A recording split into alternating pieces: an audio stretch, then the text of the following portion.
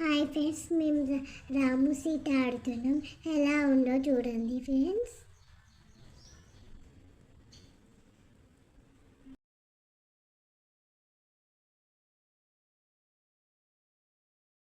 Hi friends, అందరూ ఎలా ఉన్నారు ఫ్రెండ్స్?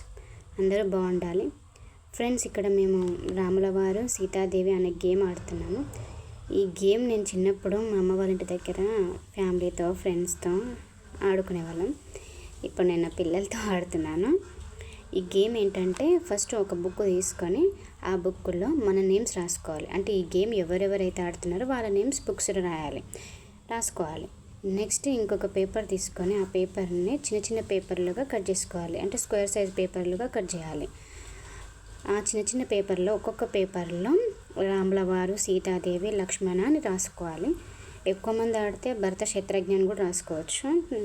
కానీ నిన్న 2 పిల్లలతో ఆడుతున్నాను కాబట్టి రామ, సీత, లక్ష్మణ అని రాసుకున్నాను.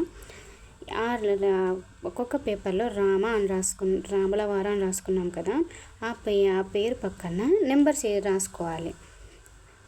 రాముల వారికి 500, సీతాదేవికి 400, లక్ష్మణకి 300 అని రాసుకోవాలి.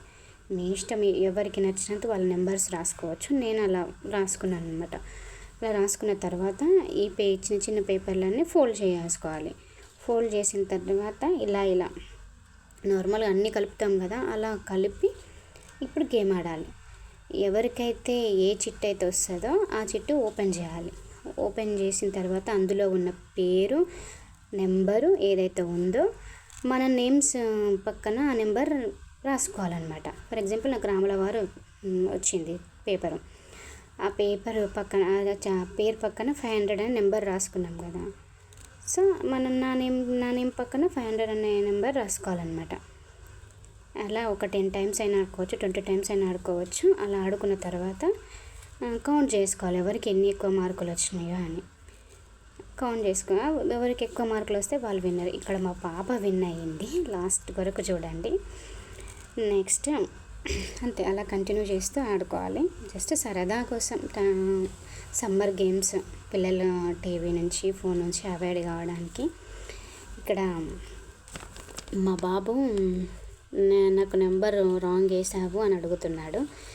లేదురా, నేను నీకే కరెక్ట్ వేసాను, చూడు కావాలంటే అని చెప్తున్నాను. అయినా వాడు వినలేదు, గోల చేశాడు. తర్వాత నచ్చజెప్పి, లేదు కరెక్టే వేసానురా అంటే నచ్చజెప్పి మళ్ళీ ఆడాము. 10 టైమ్స్ అయిపోయింది. ఇప్పుడు కౌంట్ చేసి ఎవరు విన్ అయితే, ఎవరికి ఎక్కువ మార్కులు వస్తే వాళ్ళు విన్నరు. ఇక్కడ మా పాప విన్ అయ్యింది.